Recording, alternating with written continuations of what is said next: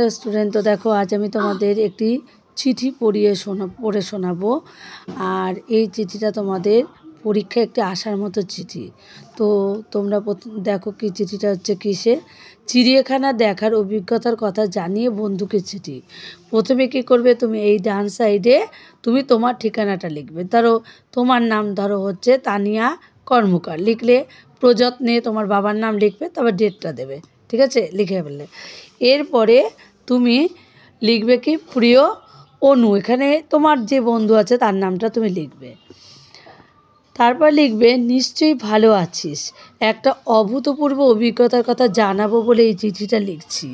গত পরশুদিন বাবা মায়ের সঙ্গে আমি কলকাতায় গিয়েছিলাম চিড়িয়াখানা দেখতে। আগে কখনো চিড়িয়াখানা দেখিনি। এতদিন বইয়ের পাতায় বাঘ, সিংহ, ভাল্লুক, বন মানুষের ছবি দেখেছি, এবার তাদের জ্যান্ত দেখলাম। সত্যি গা শিউরে ওঠার মতো অভিজ্ঞতা। গন্ডার, হরিণ আর নানা রকমের পাখি দেখলাম খুব কাছ থেকে। কত রকমের যে সাপ, জলহস্তিটা একেবারেই কাছে চলে এসেছিল। উট পাখিগুলো তাদের জালের ফাঁক দিয়ে মুখ বাড়িয়ে খেতে চাইছিল, কিন্তু লেখা আছে পশু পাখিদের কোনো খাবার দেওয়া যাবে না। খুব কাছ থেকে জীবজন্তুদের দেখার এই অভিজ্ঞতা কোনোদিন ভুলবো না। সুযোগ পেলে একবার তুইও দেখে নিস।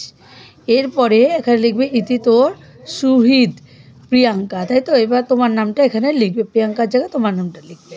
নেক্সট এখানে কি লিখবে, এখানে লিখবে হচ্ছে তুমি যে বন্ধুকে পাঠাচ্ছ সেই তার মানে সেখানকার ঠিকানা। ঠিক আছে, এখানে ঠিকানা ধরো অনুমিতা সাহা, প্রযত্নে দেবজিৎ সাহা, আর যেখানে পাঠাচ্ছি সেই ঠিকানাটা এখানে লিখবে। এখানে আছে যা যা আছে আমি সেটা পড়ে দিলাম। এখানে আছে আরামবাগ বাজার, হুগলি। ঠিক আছে, এখানে ঠিকানাটা লিখতে হবে, আর এখানে যেখানে পাঠাচ্ছ তার ঠিকানাটা লিখতে হবে, আর এই উপরে হচ্ছে তোমার ঠিকানাটা লিখতে হবে। ঠিক আছে, তো আমার ভিডিওগুলো তোমাদের কেমন লাগলো অবশ্যই তোমরা কমেন্ট বক্সে গিয়ে কমেন্ট করে জানিও। তো আজকের মতো এখানেই শেষ হলো। তো tata, bye bye, see you. আবার তোমাদের সাথে দেখা হবে নেক্সট কোনো ভিডিওতে।